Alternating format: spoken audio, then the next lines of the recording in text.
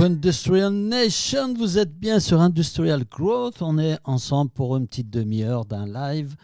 On va parler aujourd'hui de site web. Je ne croyais pas qu'un jour j'allais reparler de site web. En fait, pour la petite histoire, ça fait 20 ans que je parle de site web. J'ai commencé dans un garage comme Steve Jobs en faisant un premier site web en 2004 ou en 2003 pour les plus anciens. Peut-être que vous vous rappelez de FrontPage, de Dreamweaver, ce genre d'applications qu'on utilisait à l'époque pour faire des sites web, page par page, en codant le truc en HTML. Et ben, c'est comme ça que j'ai commencé il y a maintenant un peu plus de 20 ans, 2004, ça ne nous rajeunit pas. Et aujourd'hui, 2025, me voilà à nouveau en train de parler de site web. Je pensais qu'on allait un jour plus parler de site web, mais non, ça reste quand même un truc important dans l'arsenal marketing. Donc l'idée aujourd'hui, on avait annoncé ça un peu comme un crash test. Les candidats, il faut être honnête, ne se sont pas bousculés pour qu'on dézingue leur site web en live. J'avais quelques candidats, mais il fallait organiser les choses. Les gens ont peur qu'on parle de leur site web et qu'on dise du mal de leur site web. Donc si vous voulez, à l'issue de ce live, on pourra faire un petit crash test de votre site en one-to-one. On ne fera pas ça publiquement, comme ça ne sera pas la chouma pour vous si jamais le site web n'est pas terrible. Donc, vous me contactez à l'issue de ce live et on prend un petit moment, une demi-heure, 3/4 d'heure pour vous faire un passage en revue de votre site en bonne et due forme, pour être franc avec vous sur la qualité de votre site et pour être sûr que votre site web est bien prêt pour ce qui nous attend et ce qui arrive en 2025. Donc, on va parler aujourd'hui de branding, de contenu, de performance, bref, de tout ce qu'il faut savoir pour avoir un site web qui performe encore en 2025, à l'heure où on commence à nous dire que bientôt, il n'y aura plus besoin de site web, que tout va passer par l'IA, par les LLM et qu'en gros, on n'a plus besoin de tout ça. Alors, je vais vous partager mon écran pour qu'on puisse parler un peu de tout ça. Bon, encore une fois, j'ai eu une grosse flemme de faire des slides et heureusement que ma collègue Tatiana m'a préparé un peu le contenu parce que sinon, je crois que j'aurais fait ça en freestyle.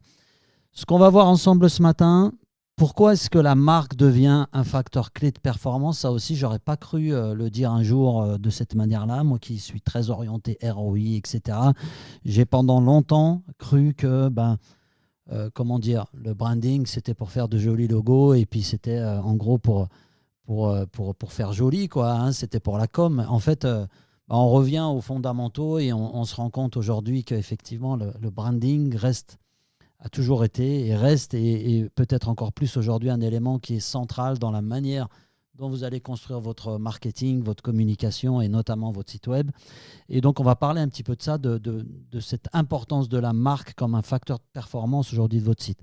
Puis après, je vous parlerai un petit peu de ce qu'il faut faire, des signes qui montrent que votre site est peut-être un peu dépassé et ce que vous pouvez faire pour y arriver. Et puis, je vous partagerai un petit peu les outils qu'on peut utiliser aujourd'hui. Alors, scoop ou pas scoop, vous savez que je suis un fan absolu d'HubSpot et que HubSpot a fait des efforts assez considérables sur ce côté-là. Donc, je vous montrerai un petit peu comment, dans une plateforme comme HubSpot, vous pouvez faire de votre site web un outil de performance. Et je vous montrerai en l'occurrence comment on fait chez Neil pour utiliser la plateforme et gagner du temps et en faire un outil marketing et pas simplement un outil vitrine. Alors, première chose qu'il faut retenir, c'est que il y a eu pas mal de choses qui ont bougé ces derniers temps dans le marketing et notamment depuis l'arrivée de l'IA. La première chose qu'on constate, c'est qu'il y a une chute du trafic et c'est une chute qui est relativement conséquente. Les bonnes vieilles techniques marketing, type inbound marketing, où on vous disait en gros produisez du contenu, produisez beaucoup de contenu, ça va permettre à ce contenu d'être référencé. Ça ne suffit plus aujourd'hui. On peut plus simplement voir le site web comme un simple entonnoir de conversion. Et ce qu'on a pu faire pendant quelques années, qui a fait nos jours glorieux de marketeur inbound, c'est beaucoup plus difficile aujourd'hui d'arriver au même résultat avec les mêmes efforts qu'on pouvait mettre il y a encore 2 ou 3 ans. Première raison, le trafic a diminué. Il y a une baisse assez drastique du trafic sur les sites web.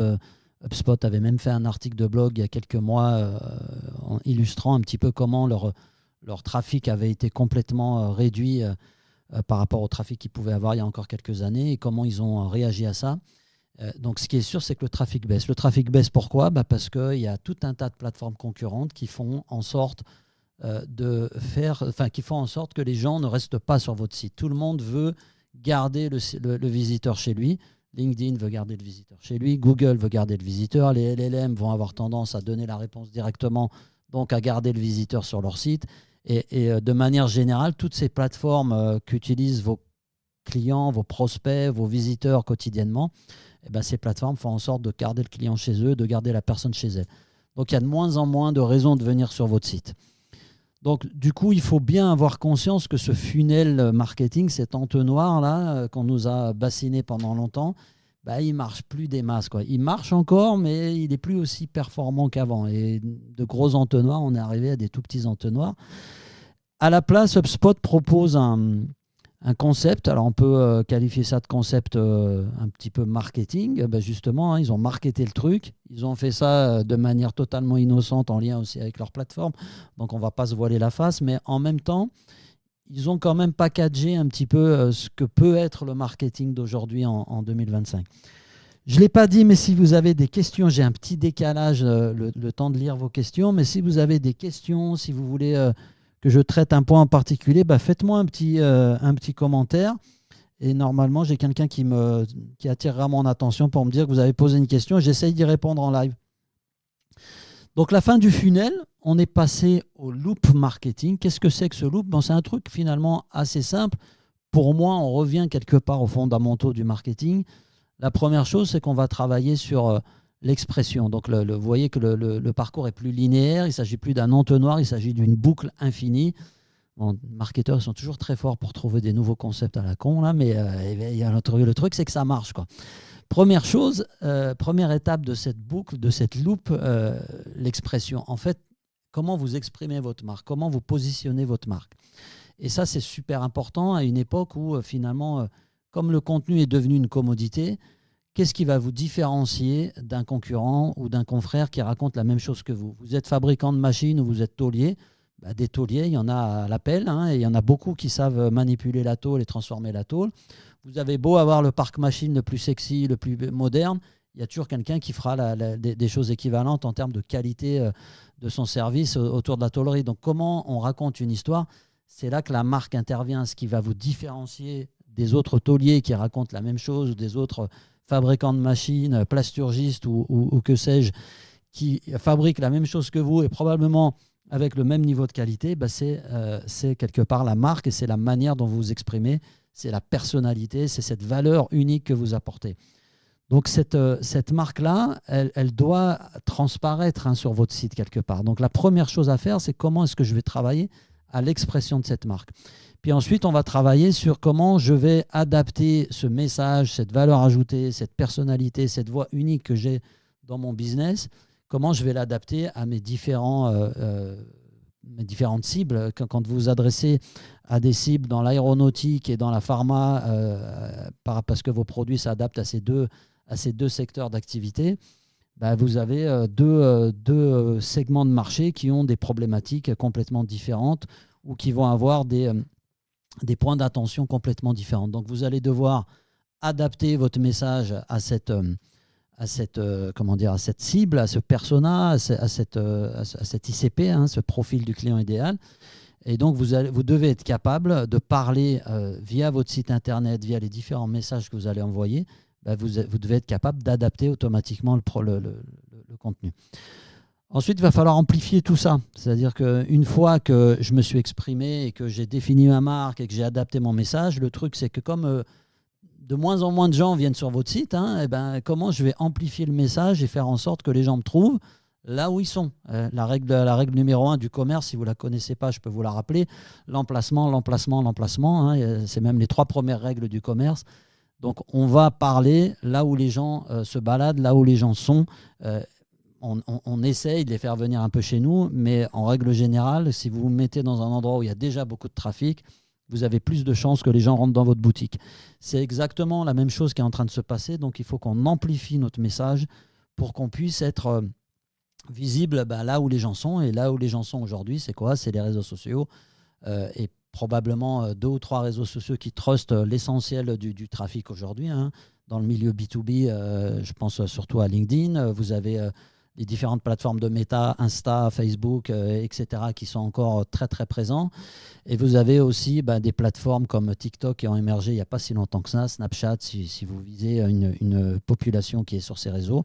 Et évidemment, YouTube, Google, les résultats de recherche. Et de plus en plus aussi maintenant, les LLM et les ChatGPT, Perplexity et autres, qui sont utilisés maintenant massivement par les visiteurs, par vos futurs clients, pour trouver de l'information et avoir des réponses à leurs questions. Une fois qu'on a amplifié ce message, on récupère un petit peu les retombées, on fait évoluer ce message, on l'adapte, on regarde ce qui marche, on regarde ce qui ne marche pas, on regarde quelles sont aussi les tendances que cherchent nos visiteurs, ce que cherchent nos clients, et puis on ajuste l'expression pour à nouveau l'adapter, etc., etc. Donc ça, c'est la fameuse boucle, on va dire, vertueuse qu'il faut arriver à mettre en place. Et votre site doit complètement s'inscrire dans cette démarche. Si votre site web aujourd'hui reste une simple vitrine, j'entends encore beaucoup cette expression, c'est une expression qui m'a toujours désolé. Une vitrine, ça vit, hein. Vous n'avez qu'à voir ce qui se passe en ce moment dans les grandes vitrines parisiennes.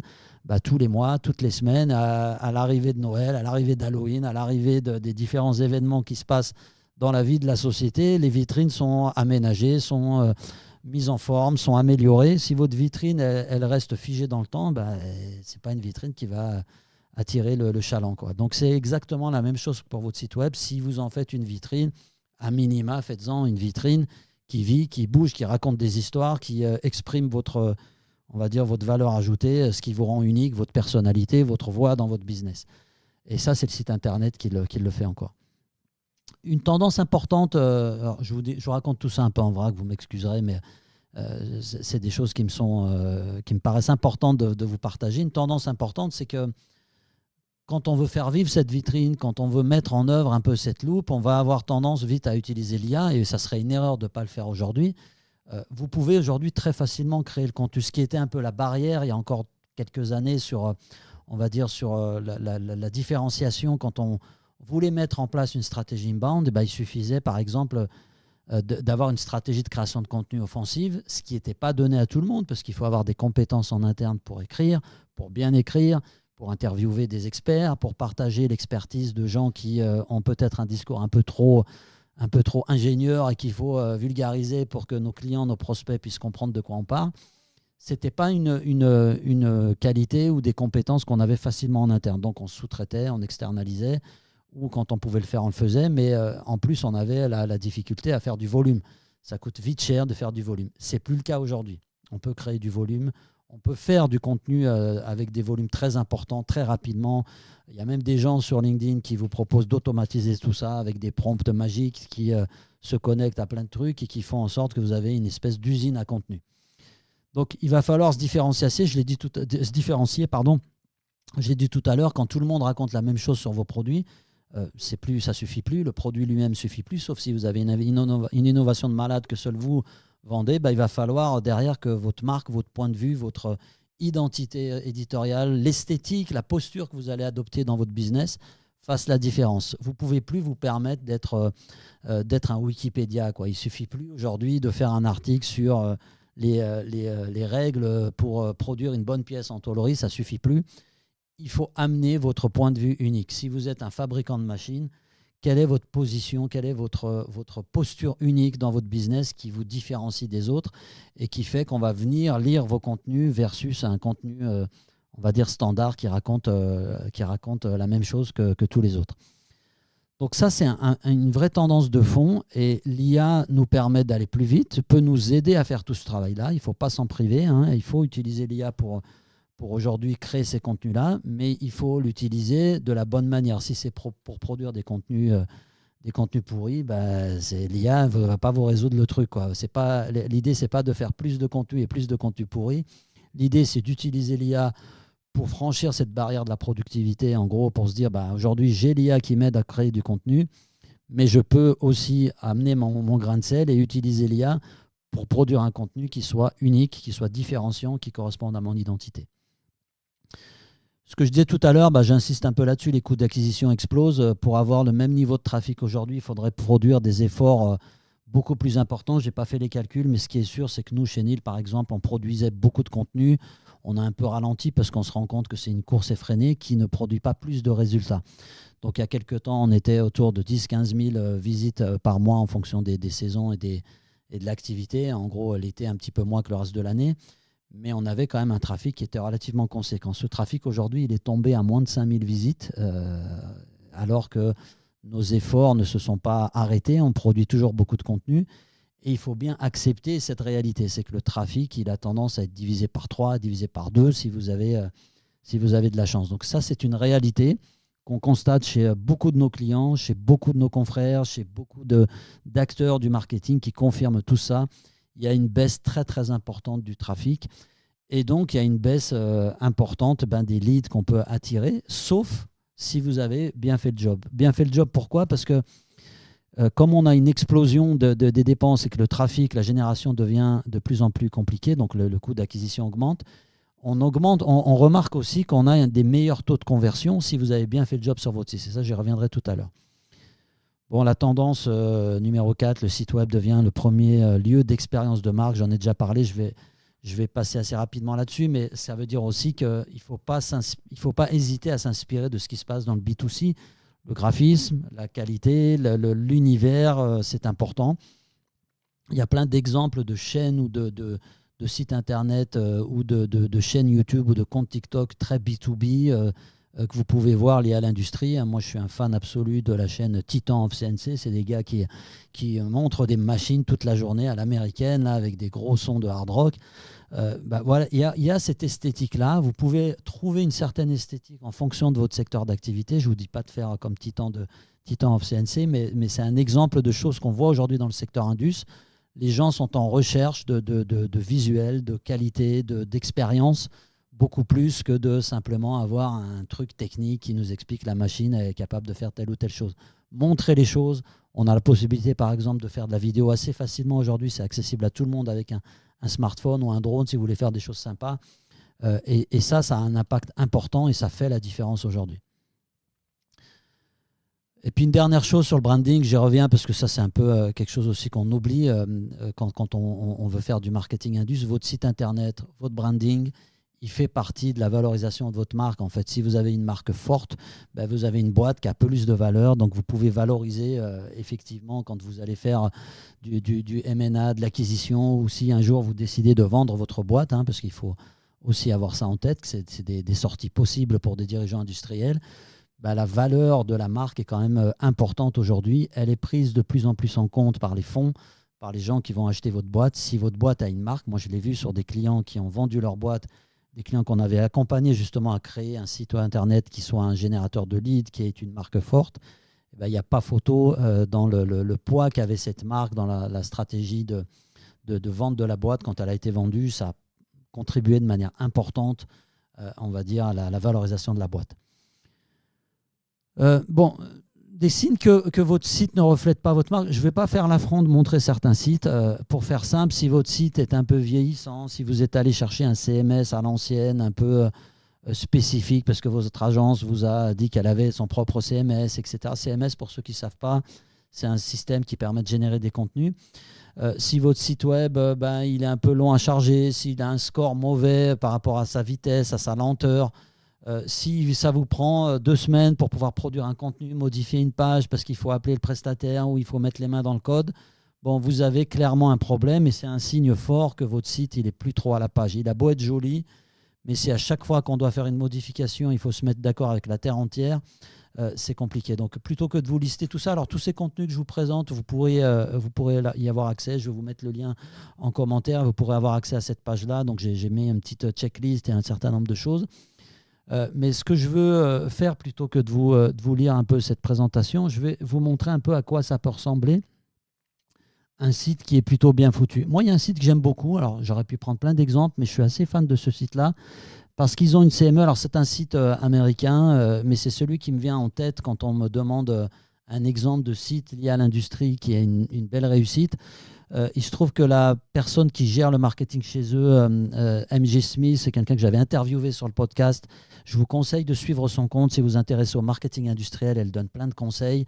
Elle ne sait pas que je la cite aujourd'hui, mais je vous recommande vivement d'aller jeter un coup d'œil sur le site de MJ Peter Smith, vous la trouverez sur LinkedIn.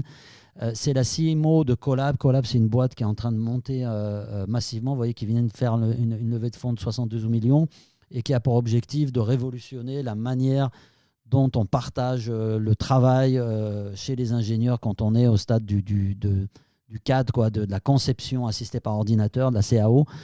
Et donc, c'est un logiciel qui vient aider les ingénieurs à faire ça. Et régulièrement, ce site est mis à jour. C'est assez marrant de voir parce qu'elle raconte sur son compte LinkedIn un peu la manière dont elle procède. Moi, ce que j'aime beaucoup sur ce site, et c'est ce qu'explique MJ sur son compte LinkedIn, c'est qu'ils ont mis un effort très, très conséquent sur la page d'accueil pour que cette page, elle raconte une histoire au persona qui est visé, qui est l'ingénieur qui travaille sur des outils de conception assistée par ordinateur. Et donc, l'objectif de Collab, c'est de faire de l'IA et c'est d'avoir une plateforme basée, enrichie à l'IA, même basée avec de l'intelligence artificielle, qui permet aux ingénieurs de prendre des décisions en temps réel, de collaborer, c'est le nom de la boîte, hein, de collaborer en live sur des plans. Donc, première chose que j'aime beaucoup, c'est qu'on va à l'essentiel, that shapes engineering decision in real time.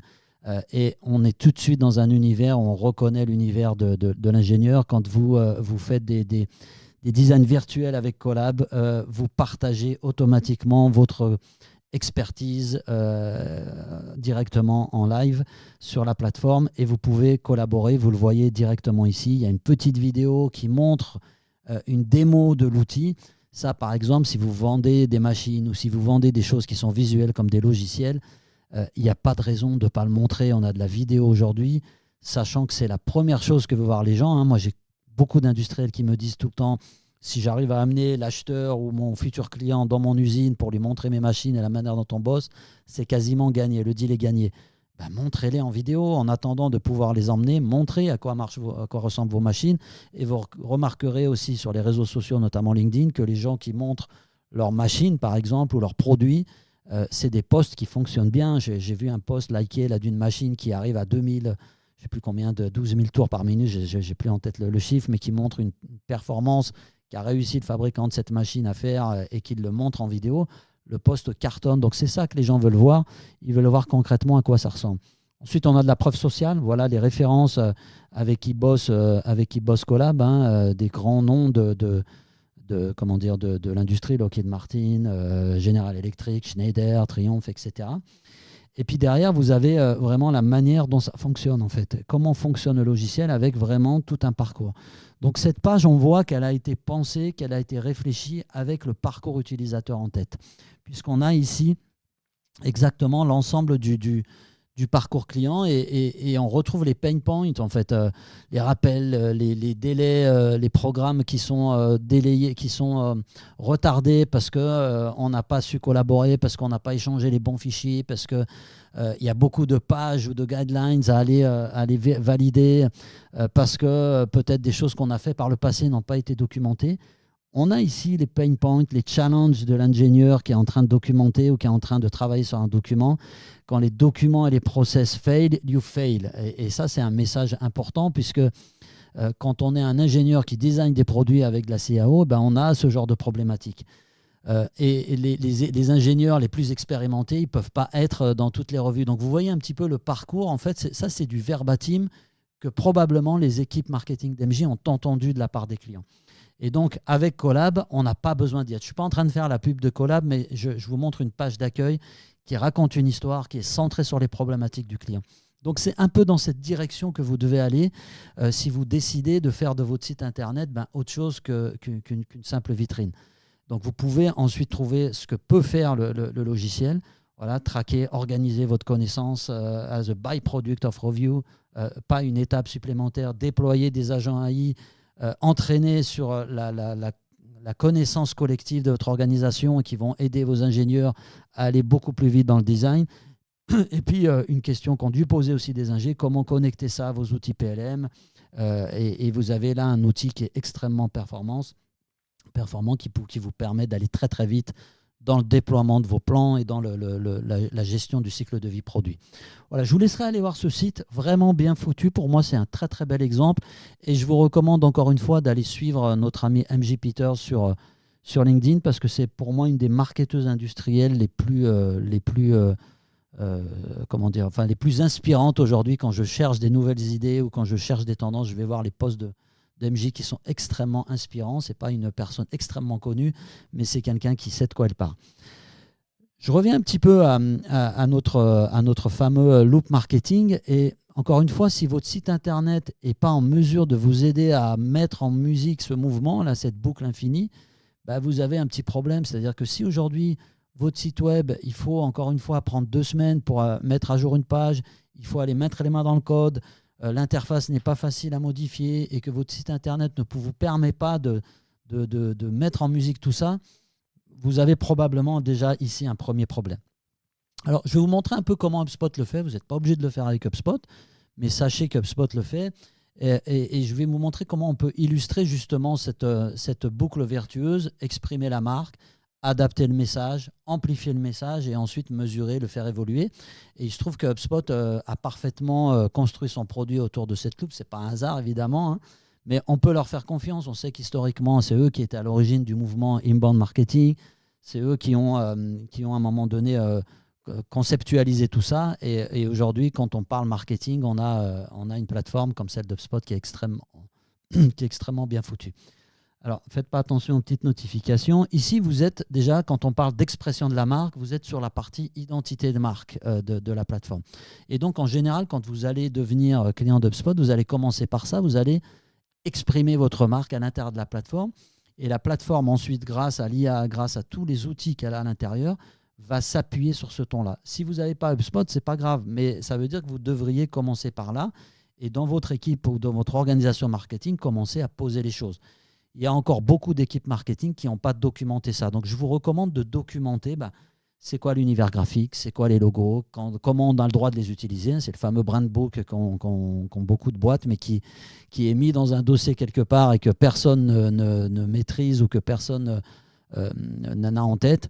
Et donc, derrière aussi, commencer aussi à documenter le ton. Et là-dessus, vous pouvez aussi vous appuyer de l'IA. Si vous ne savez pas trop comment présenter les choses, vous pouvez tout à fait, à un moment donné, aller dire à une IA, aide-moi à définir le ton. Voilà des exemples de contenus que j'aime bien, de contenus qu'on veut produire, de contenus qui ont bien marché par le passé, et aide-moi à définir un peu le ton de la marque. Donc voilà le ton de la marque Neil, hein, je vous partage directement notre plateforme, innovant, attentionné, terre à terre, authentique, on essaye d'éviter le bullshit. Et puis le ton par défaut, il faut qu'on ait des choses très factuelles, toujours bienveillant, toujours pragmatique, c'est un petit peu le ton qu'on veut donner aux communications de Neil et au contenu qu'on produit chez Neil. Et puis ensuite, la mission, pourquoi on existe, pourquoi Neil existe aujourd'hui. Nous sommes en mission pour industrialiser la croissance des entreprises industrielles. Et puis on pourrait, je ne l'ai pas fait moi sur ma plateforme, mais on pourrait avoir des termes à éviter. Par exemple, j'aurais très bien pu mettre ici que je ne veux pas utiliser des termes comme booster. C'est un mot que je veux bannir de mon vocabulaire. Il y a trop de gens qui veulent vous booster et booster votre croissance. Et je dis souvent pour rigoler à mes collègues, putain, les prochains qui utilisent le mot booster, je le mets sur une chaloupe à direction l'Antarctique, quoi. Mais c'est un peu ça. Vous pouvez ici mettre des termes à éviter parce qu'ils ne correspondent pas à votre identité, à votre ton, à votre personnalité.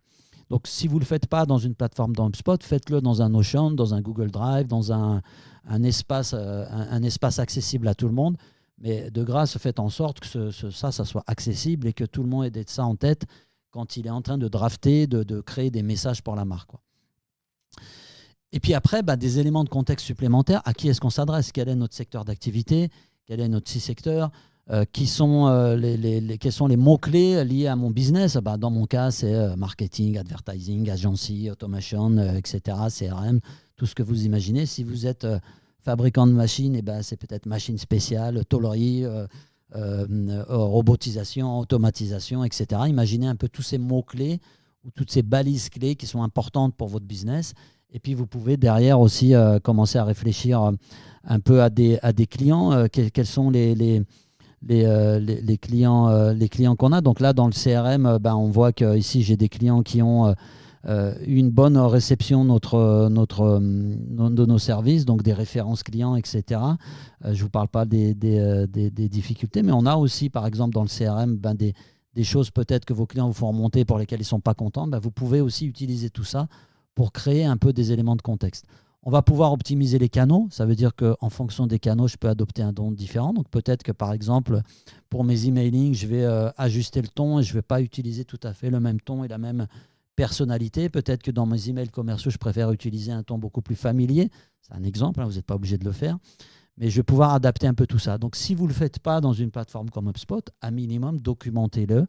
Vous n'êtes pas obligé d'acheter HubSpot pour faire tout ça. Là, l'avantage, c'est que quand vous allez mettre ça dans la machine, derrière, vous allez voir qu'on va pouvoir utiliser ces infos à tous les endroits de la plateforme, quoi. Et en termes de sources de données, le profil de la boîte, le profil du client idéal, je peux vous montrer qui est le profil du client idéal de Nils. C'est une PME industrielle. Et puis, je vais pouvoir ici mettre un certain nombre de mots-clés, dans quel pays, sur quel secteur d'activité, quel chiffre d'affaires elle fait, quelle tranche d'âge. Bref, tout ça, ça me permet d'être un petit peu dans cette première partie là de l'expression de la marque, de le documenter, de l'écrire, de le définir. Et c'est un travail que vous pouvez faire en équipe avec votre équipe commerciale, votre direction qui vous partage la vision de la boîte, de manière à ce qu'on puisse avoir une espèce de base de travail qui me permette d'exprimer qui on est, ce qu'on veut, quelles sont nos valeurs, avec qui on a envie de bosser, avec qui on n'a pas envie de bosser. À partir de là, vous mettez ça dans la machine. La machine, soit c'est une plateforme, soit vous le documentez sur un Google ou sur un espace partagé. Et puis, vous allez pouvoir commencer à construire votre SEO autour de ça. Ce que je voulais vous montrer un petit peu ici, c'est que, évidemment, la plupart des boîtes aujourd'hui vont utiliser un CMS pour travailler. Moi, je vous recommande un CMS qui soit adapté à des marketeurs. Si pour créer une page de votre site Internet, il y a besoin de faire une formation de 10 jours pour être capable de mettre les mains dans le code, vous avez un problème parce qu'en 2025, on ne devrait pas avoir de difficulté à créer des pages quasiment à la volée. Donc, par exemple, dans le cas du CMS qui est contenu dans HubSpot, l'intérêt, c'est si j'ai exprimé un peu l'ensemble de mes atouts de marque, de mon positionnement, de mon ton, je vais pouvoir, au moment de créer une page, m'appuyer un peu là-dessus. Donc là, ici, je peux aller tout à fait aller créer une page, choisir un modèle de page. Donc, par exemple, imaginons que je sélectionne ce modèle et je vais pouvoir aussi m'appuyer sur de l'IA un peu en temps réel. Donc, si je veux modifier le texte qui est ici, je dois pouvoir facilement aller modifier ce texte. Et donc, il ne faut pas que j'ai besoin de passer un diplôme ou d'aller mettre les mains dans le code. Donc, vous voyez que ce module-là est accessible ici. Et idéalement, ce que je devrais pouvoir faire, c'est que je devrais pouvoir travailler cette image, travailler ce texte avec de l'IA. Et donc, l'IA est présente ici. Si vous n'avez pas HubSpot, vous le faites avec un chat GPT, etc. Profitez de tout ça.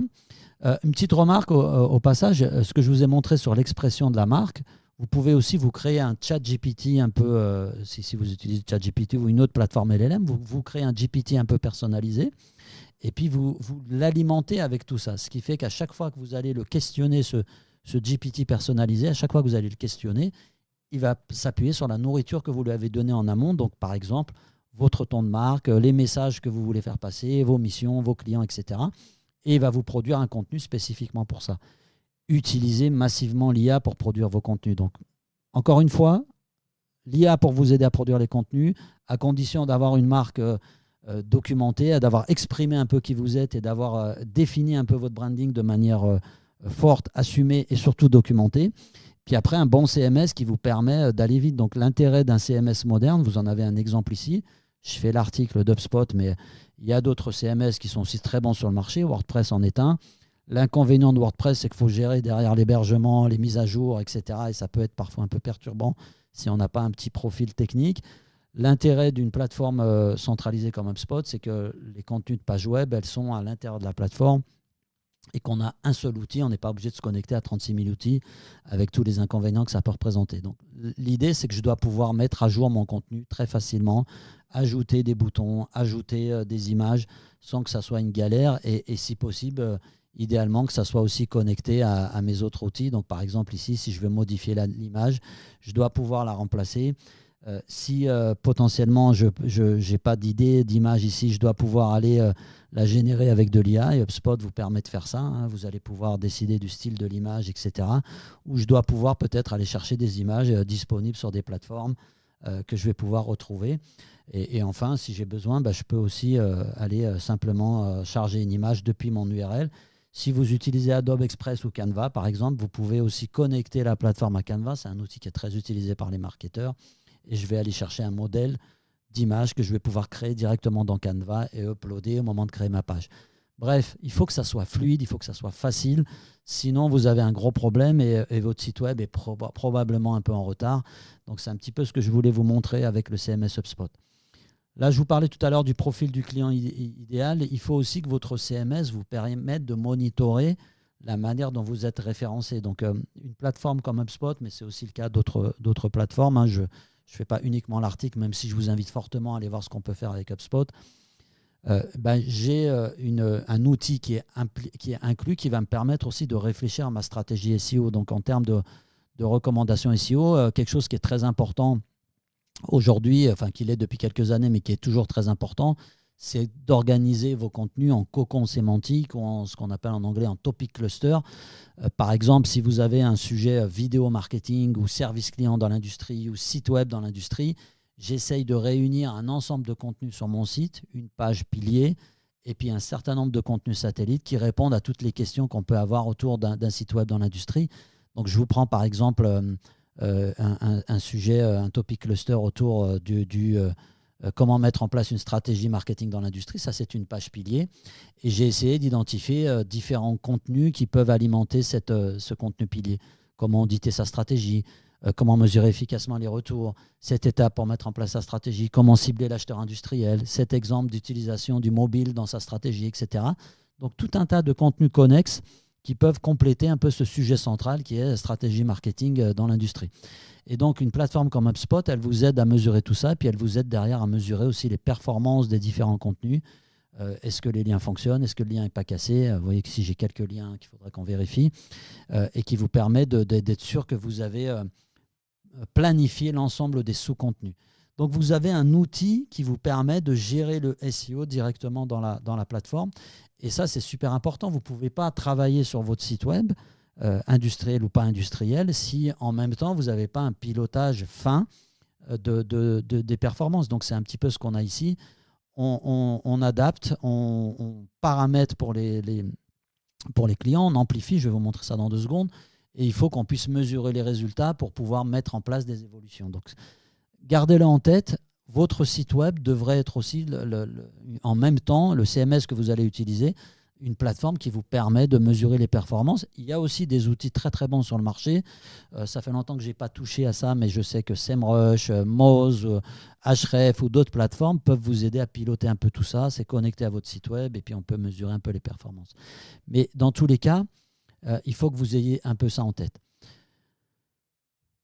Je reviens un petit peu là-dessus.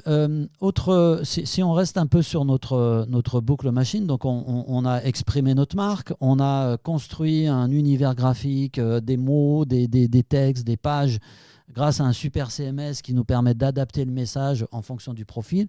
Je vous renvoie encore une fois sur le site de Collab qui est super bien fait parce qu'il s'adapte vraiment à ce persona indus. Mais typiquement, vous pouvez adapter sur un même site votre message à plusieurs cibles différentes. On a fait ça et maintenant on veut amplifier. La difficulté qu'on a, c'est que quand on est dans une démarche de site vitrine et qu'on a fait un petit site avec 5-6 pages, on ne sait pas trop quoi raconter parfois et puis on n'a peut-être pas les ressources. Donc encore une fois, comment j'amplifie? Utilisons l'IA. Et l'IA va vous permettre à partir d'un contenu de multiplier différents formats, différentes façons de partager le même contenu ou des points de ce contenu-là. Et un exemple que je peux vous montrer directement sur une plateforme comme HubSpot, mais vous pouvez tout à fait faire ça avec des plateformes du marché. Il y a plein de plateformes du marché qui vous permettent de recycler du contenu. Je n'ai plus de nom en tête, mais typiquement, vous pouvez le faire avec un simple ChatGPT ou autre. Hein. Vous prenez une vidéo, vous extrayez le transcript, vous balancez ça dans ChatGPT, puis vous lui demandez de vous générer 5 posts réseaux sociaux, 3 images, etc. Et probablement que vous allez obtenir des résultats que vous allez pouvoir retravailler. L'intérêt d'avoir tout ça dans une seule plateforme comme celle d'HubSpot, c'est que, vous voyez ici, j'ai enregistré une vidéo, c'est un live. J'ai mis cette vidéo dans HubSpot qui est partagée sur une page, qui a donné lieu à toute une campagne. Et je lui ai demandé de me générer un article de blog, des messages réseaux sociaux, un emailing, des messages publicitaires que je vais pouvoir diffuser sur le réseau Meta. Et puis, à partir de cet article de blog, recycler cet article pour créer d'autres messages réseaux sociaux, etc. Et vous voyez qu'à chaque fois, je vais pouvoir ajouter des contenus qui vont être issus de ce contenu pilier que j'ai identifié. Donc, ça veut dire qu'à partir de de ma vidéo ici, je peux lui demander directement d'aller me générer, tiens, fais-moi des clips vidéo, quoi. Et il va aller me générer des clips vidéo. Je peux mettre un certain nombre d'instructions ici. Et puis, je génère les clips vidéo. Vous voyez qu'il me génère automatiquement les clips vidéo que je vais pouvoir planifier, diffuser sur mes pages ou aller diffuser ça sur mes différents réseaux sociaux. Donc, je le laisse mouliner un peu, on y reviendra dans 5 minutes. Et juste pour vous montrer un petit peu, je vais pouvoir derrière créer mes posts réseaux sociaux, puis aller chercher ces contenus que je viens de créer et diffuser ça sur mes posts. Donc, vous voyez ici que ce qu'on peut avoir, si on parle aujourd'hui du site web comme un élément central un petit peu dans sa stratégie, c'est que je peux disposer d'un outil, au-delà de mon simple site web et de mes quelques pages qui présentent un peu ce que je fais, je peux disposer d'un outil qui va me permettre d'orchestrer l'ensemble de mon contenu, l'ensemble de mes messages, et qui va me permettre d'aller amplifier un petit peu les résultats que je peux avoir au-delà du simple trafic ou du référencement naturel. Donc le site web en 2025, c'est un peu le message que je voulais vous faire passer. Ça ne peut pas être une simple vitrine, ça doit être une vraie machine à piloter votre marketing. Ça doit être une machine qui vous permet d'exprimer votre marque, qui vous permet de faire cette boucle, expression, adaptation, amplification et évolution. Voilà un petit peu ce que je voulais vous raconter aujourd'hui. Évidemment, derrière, vous mesurez tout ça. Je crois que je voulais vous parler. Attendez, je regarde si j'ai rien oublié. Ouais, ça, on en a parlé. Crash test. Alors, quelques éléments pour vous permettre de savoir si votre site est à la page ou pas. Le branding, est-ce que votre promesse est claire? Est-ce que votre positionnement est à jour? Donc ça, c'est une action que vous pouvez faire très rapidement en allant jeter un coup d'œil sur votre site. Allez regarder un petit peu et puis vous pouvez voir tout de suite si votre site est à la page ou pas. Le branding, est-ce que votre différenciation est compréhensible? Si votre site internet, c'est juste on est fabricant de convoyeurs pour l'industrie et puis que le seul élément, c'est de mettre en photo des convoyeurs. Il y a plein de gens qui fabriquent du convoyeur. Qu'est-ce qui fait la différence d'une boîte qui fabrique un convoyeur par rapport à une autre boîte qui fabrique aussi des convoyeurs? C'est votre marque en fait. Et vérifiez que votre marque est facilement reconnaissable, que vous avez un ton, que vous avez une approche, que vous avez un parti pris peut-être dans votre métier. Pensez à vous assurer que dans vos contenus, vous avez des cas clients. Ça reste quand même quelque chose de central aujourd'hui sur un site internet. Mettez des preuves, mettez des chiffres. Je vous montrais tout à l'heure le site de Collab. Collab, voilà, il y a de l'image, il y a des preuves, il y a des preuves de ce que fait le produit.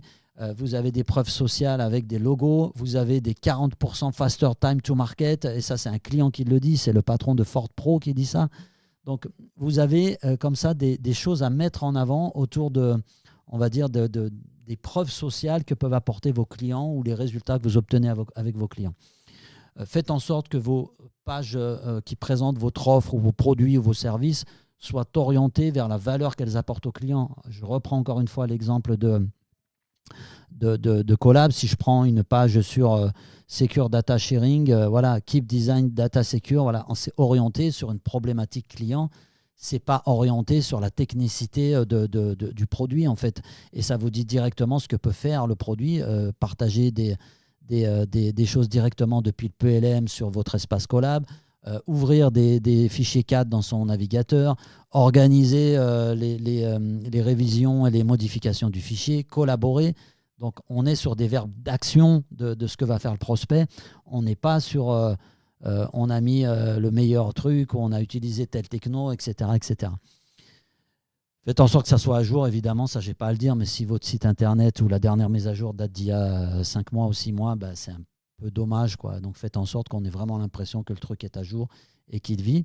La partie design, évidemment, la cohérence visuelle, la navigation fluide, le mobile, on en parle aujourd'hui, c'est une évidence, mais il y a encore trop de sites qui ne sont pas accessibles facilement sur mobile. La vitesse, la modernité du site. Vous avez un petit outil si vous utilisez le navigateur. Si vous utilisez le navigateur Chrome, par exemple, quand vous êtes sur un site, vous pouvez aller facilement avec un clic droit inspecter et vous pouvez tout à fait derrière lancer un test de performance ici, donc il me donne un certain nombre d'éléments.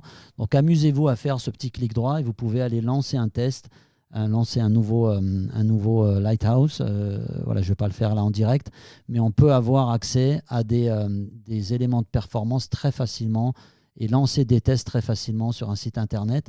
Donc, vous n'avez pas besoin d'être un spécialiste ici. Lancez ce petit test et assurez-vous d'être au moins autour de 80, entre 90% et 100% de notes de la part de Google Chrome, parce que sinon, ça veut dire que votre site n'est pas facilement accessible, il est trop long à charger. Et ce qui se passe quand c'est trop long à charger, c'est que les gens s'en vont. Donc, la performance est toujours très importante. Assurez-vous de mesurer aussi les résultats de vos call to action. Nous, sur une page comme celle-ci, par exemple, si le seul call to action, c'est le formulaire de contact, il ne faut pas s'étonner de ne pas avoir de lead. Aujourd'hui, on a peu de trafic, donc la conversion est devenue très importante. Multiplier les opportunités de conversion. Et une conversion, ce n'est pas seulement le contact. Je n'ai peut-être pas forcément envie de vous contacter à ce stade-là, mais peut-être que j'ai bien envie d'aller télécharger un cas client ou d'aller avoir accès peut-être à une vidéo de démo ou accès à une discussion avec un expert chez vous. Ok, si je suis mûr, mais voilà. Mettez des call to action. Ici, vous envoyez, il y en a un peu de partout sur notre site. Prendre rendez-vous, demander une démo, prendre rendez-vous. Voilà, on le répète à plusieurs endroits parce qu'on sait très bien que l'idée, c'est d'amener les gens à convertir. Donc, prenez rendez-vous. C'est un peu, par exemple, sur notre page d'accueil, le principal call to action, mais vous en avez d'autres. Écouter, voir, acheter, m'abonner, suivre, m'inscrire. Voilà, il y a beaucoup de verbes dans la langue française. Utilisez-les au maximum pour créer de la conversion et amplifier les conversions sur votre site web. Faites en sorte que ce soit facile pour le visiteur de vous contacter, de prendre rendez-vous. Vous voyez, je l'ai mis un peu partout sur ma page d'accueil. Vous l'avez à plein d'endroits différents. Si vous allez sur un site comme Colab, que j'ai pris un peu comme référence sur ce live, parlez à un expert. Voilà, il y a du call to action un peu partout. Alors, bon, pour le coup, un peu moins sur cette page-là, mais on a un formulaire ici, Get Started, démarrer aujourd'hui, Get Demo. Il y a des opportunités de conversion variées, nombreuses, différenciées. Et ça, c'est important. Il n'y a pas que le formulaire de contact dans la vie d'un marketeur indus. Et puis après, je l'ai dit, je vous ai fait une petite démo en 3 minutes du CMS HubSpot. Moi, je vous recommande de bien choisir votre CMS, de faire en sorte qu'il soit au service du marketing, mais qu'il ne soit pas une galère et que ce ne soit pas un outil compliqué. Évitez les CMS exotiques sur mesure développés par votre prestataire web parce qu'à un moment donné, il a eu cette lubie de développer son propre CMS. Moi, j'y crois pas une minute. Ça veut dire que vous êtes verrouillé, pieds et mains liés. Prenez des CMS qui ont pignon sur rue. Il y a de très, très bons CMS sur le marché aujourd'hui. L'intérêt de celui d'HubSpot, c'est qu'il est connecté à votre CRM si vous utilisez le CRM, à votre outil d'emailing, etc. Mais si c'est trop cher pour vous, que vous n'êtes pas chaud pour prendre du HubSpot, Webflow, WordPress, quelques autres aujourd'hui sur le marché font de très très bons CMS, très faciles d'utilisation avec des fonctionnalités qui peuvent ressembler en tout cas à celles que vous avez dans HubSpot aujourd'hui. Voilà, et puis si vous allez un peu plus loin, évitez, la sécurité est importante, on n'a pas parlé d'A/B testing, mais essayez de faire un peu d'A/B test, vous pouvez le faire même avec un WordPress, faites 2 versions de votre page, mettez un petit plugin qui vous aide à faire de l'A/B test. L'A/B test, c'est un truc tout simple, ce n'est pas réservé à des gens qui ont des gros moyens marketing. Et faites par exemple 2 versions de votre page d'accueil. Un exemple, mettez un bouton ici jaune et puis qu'est-ce qui se passe si le bouton est orange, quoi. Si on veut optimiser les clics sur ce bouton, qu'est-ce que je peux émettre comme hypothèse qui me permettrait d'avoir plus de clics quand les gens arrivent sur ma page d'accueil? Imaginons par exemple que j'ai beaucoup de visites sur la page d'accueil mais peu de conversions. Bon, qu'est-ce que je peux mettre en place? Qu'est-ce que je peux changer dans ce header pour me permettre d'avoir plus de conversions? Et je teste des trucs. La bonne nouvelle, c'est qu'avec le digital, changer un bouton, ça ne devrait pas être compliqué. Et mesurer les résultats, ça peut aller aussi très, très, très vite. Voilà, chers amis, c'est tout pour aujourd'hui. Je suis très, très heureux d'avoir pu peut-être vous partager un petit peu tout ça. N'hésitez pas à me faire un petit feedback. On va vous envoyer, si vous étiez inscrit au live, le contenu de la page.